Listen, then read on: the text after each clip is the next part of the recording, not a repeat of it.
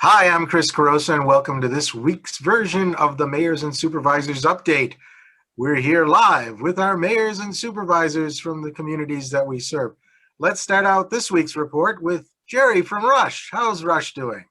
Rush is doing very, very well. As you know, Rush is the best kept secret in Western New York, and probably because of that has nowhere near the amount of challenges that I hear from my associates around the area. But I will share a couple of things with you that I believe they will have an interest in, and that is the continued threat of the COVID virus. Rush remains clear. That's why we're one of the best kept secrets, but we want to stay that way. And I hope people will continue to comply with the requests of our medical authorities and wear their masks and try not to assemble in groups. And I think a stronger version of that from Dr. Mendoza and Adam Bello is, please stay home, stay in your house until this thing passes. I don't know if that message will change in the next couple of weeks with the availability of the vaccine, but I'm waiting to go get my shot.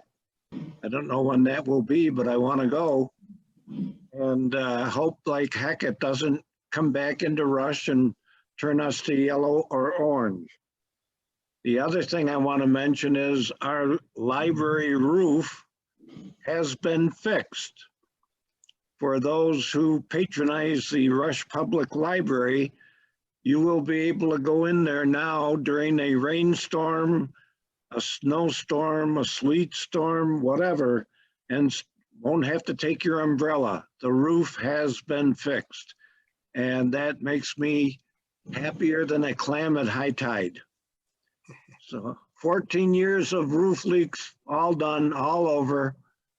So I want to wish everyone a very Merry Christmas and a Happy New Year, and hope that the new year takes us out of this COVID situation. Thank you. Excellent.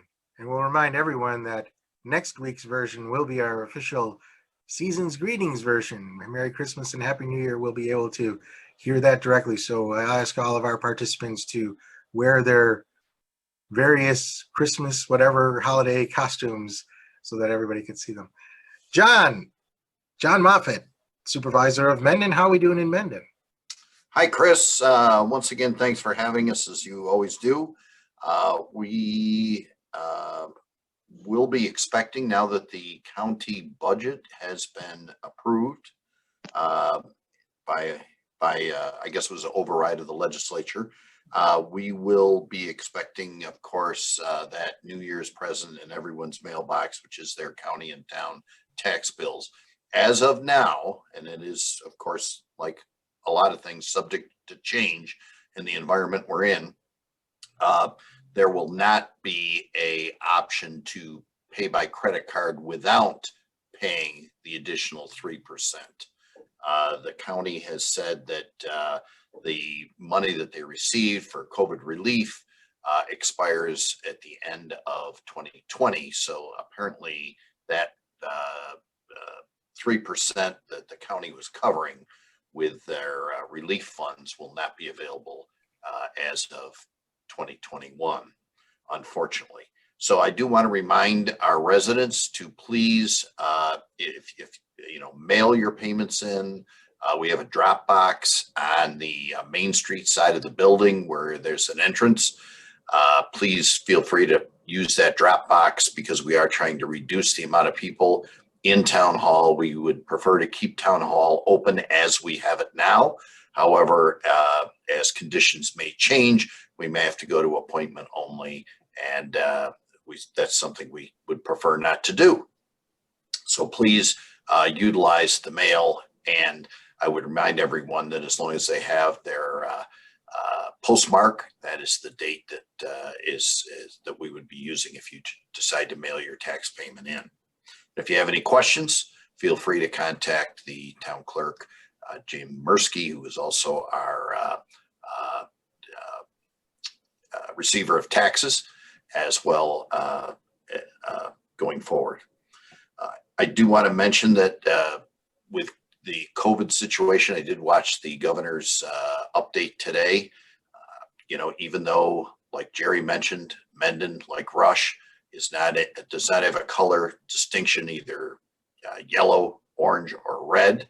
We want to stay out of those distinctions. And so I would remind everyone, a lot of holidays, Christmas and Hanukkah and anything else New Year's, anything else that you choose to celebrate. We certainly want all of our residents to stay safe, and please, take into consideration all the protocols for keeping you and your loved ones safe during this time of year. Also, I did want to mention that we have some water main replacements. Unfortunately, it's not an extension of water, but it is replacements on Smith Road and on Miles Square Road. That's something the Water Authority is doing. It's not an extension, but they are replacing older pipes that have been, they've been having problems with some breaks lately. And on Friday, we actually had a break right in the four corners of the hamlet. So the Water Authority is out attending to that. So as I understand it from my connections at the Water Authority, that when you have changes in temperature, it is that usually affects a lot of these breaks, both in the beginning of winter and then again at the end of winter in the spring. So that's something they're dealing with. Lastly, we do have openings on various boards. We have some terms that are expiring at the end of 2020, both Planning Board, Zoning Board of Appeals, Environmental Conservation Board, Board of Assessment Review, and Historic Preservation Commission. So if anyone is interested, I would be more than happy to share a job description or talk to them about what those positions entail. And they can contact me at Town Hall by phone or email. Once again, thank you very much. All right, thanks, John. Eileen, Scottsville, how we doing there? Hi, Eileen. You're on. There I am. Okay. We are doing very well. Like the previous two gentlemen have said, we are not in any yellow, orange, or red zone, and we want to keep it that way. So please, everybody, follow the guidelines that have been given to us by the state, county, and the federal government. Anyway, we had our board meeting this past Tuesday, and I want to just give some updates on that. Just a reminder that our board meetings are remote at this time, and our building is closed, and we are doing meeting with people by appointment only. But at our meeting, one of the things we discussed is we've been looking at our website, which definitely needs an update. And so one of our trustees reported on that, and we are looking at about 2 or 3 companies that do websites, and we're going to decide on something, a group that will help us with that in the coming year. We're moving into budget season. And so I met with the DPW to start some preliminary review of their inventory and doing a replacement timeline with them. And we'll be meeting on a regular basis as we get ready to do the budget. And the office is also taking stock of what our needs may be. One of the things that we are looking into is the need to plan for remote working from home because of the COVID situation, and having it as part of our operational plan. So we are starting to look into what things might we need to have, but in terms of, do we need office computers that would go home instead of using a home computer, those kinds of things. So we're looking into that. We also amended our budget with the fire department becoming a fire district and the overlap of budget years. We had to make some corrections. So we did that at the last board meeting. Residents have expressed concerns regarding the triangle at the intersection of Rochester, Main Street, and River Road.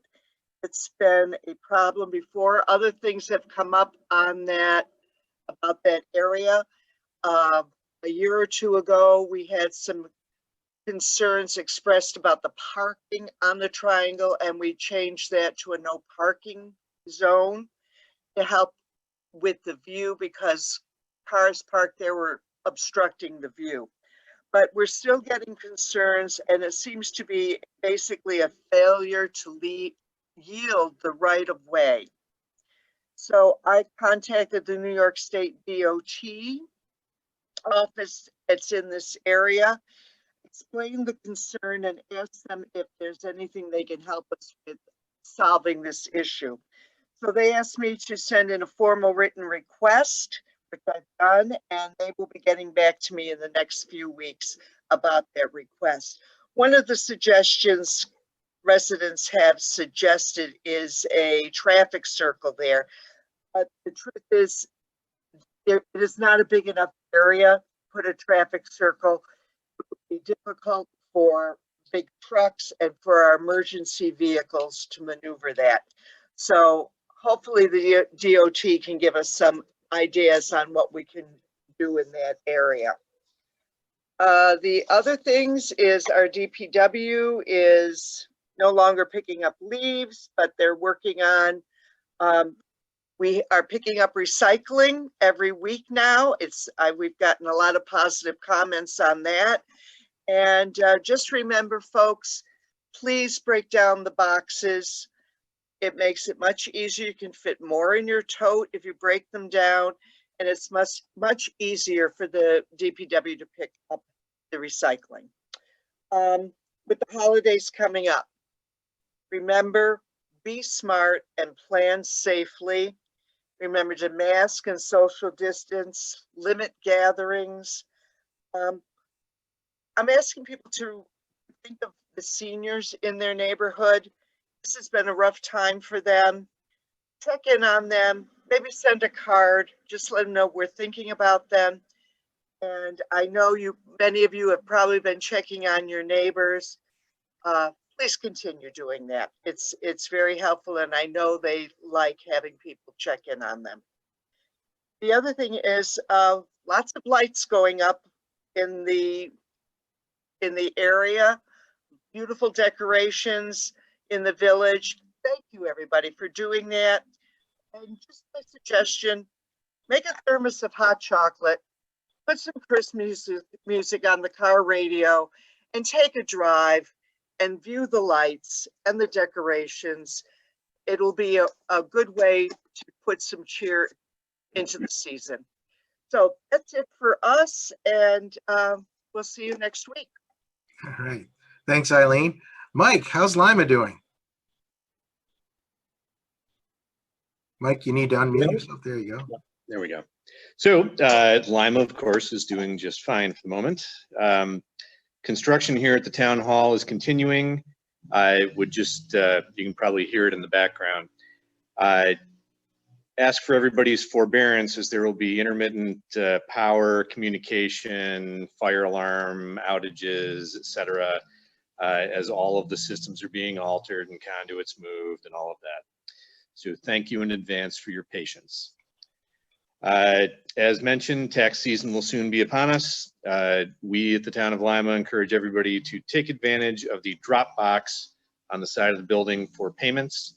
Even though that entrance to the building is closed due to construction, the drop box is still checked every day and is the primary way that the folks here tend to get us their tax payments after January 1st. Town hall remains open for business. Wear your mask. We're not requiring appointments and all that other stuff right now. As things change and evolve, then we will do so with it. Lastly, the New York State Comptroller's Office notified us that we would be receiving our Aid and Incentive to Municipalities, or AIM payment, which is a direct deposit thing. But that AIM payment, we had expected it to come up a little bit short, and as it turns out, they're giving us the entire thing. Now, for us, the town of Lima, that's $14,385, not a gigantic sum of money. But you have to realize this is not New York State's money anymore. This is money that they have taken away from Livingston County in the form of withheld sales tax and are then distributing it as though it were their money. So the good and the bad.